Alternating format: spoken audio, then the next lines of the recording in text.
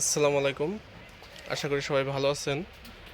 লোশনের জন্য আপাতত কি করছি, গতকালকে সারা দোকানে কম বেশি সাজাইছি। পরে চিন্তা করলাম কি কিছু লোশন এখান থেকে ডিসপ্লে দেওয়া দরকার, কারণ এখন যারা মালামাল কম বেশি কিনতে আসবে তাদেরও চোখে পড়লো, জানাশোনা রইলো। চোখে পড়লে মানুষের মনে থাকবে যে ওইখানে দেখাইছিলাম। এই জন্য কার্টুন থেকে কিছু লোশন এখানে ডিসপ্লে দিছি।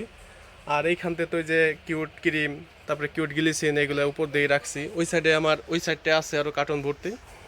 তারপরে যেটা করব, শীত যখন পুরো দমে শুরু হয়ে যাবে, তাহলে যে আপনাদের দেখাইছিলাম কালকের আগের দিনের ভিডিওতে, যেগুলো সামনে ডিসপ্লে দিব।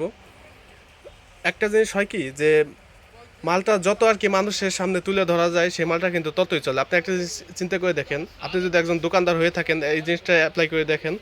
আপনার দোকান যে পণ্যটা চলে না, ওই পণ্যটা আপনার দোকানের সামনে রাখবেন, রাইখে ট্রাই করে দেখেন, একজন ছাড়া দুইজন দেখলে একটা সময় ওই পণ্যটা বিক্রি হয়ে যাবে। আর যে পণ্যটা দোকানের পিছে থাকে, কাস্টমার নেয়, এরকম পণ্য যদি থাকে, তাহলে ওই পণ্যটা বিক্রি হতে দেরি হয়। কারণ আই লেভেলে যে পণ্যটা থাকে, সেই পণ্যটা বিক্রি হয় বেশি।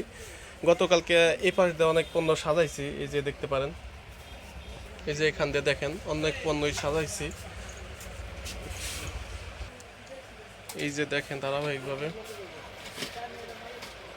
আসলে সাজাইলে দোকান দেখার মতোই লাগে, কিন্তু সমস্যাটা সাজাই গোছাই রাখাটা অনেক কষ্টের। আর বিশেষ করে কসমেটিক দোকানগুলো তো বুঝেন অবস্থা, যে একটা পণ্য নিতে আসলে 4-5টা ঘুরবে, তারপরে একটা নিবে।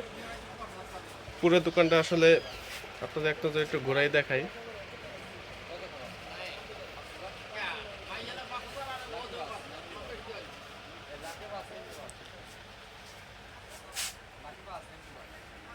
এই যে দেখতে পাচ্ছেন পুরোটা।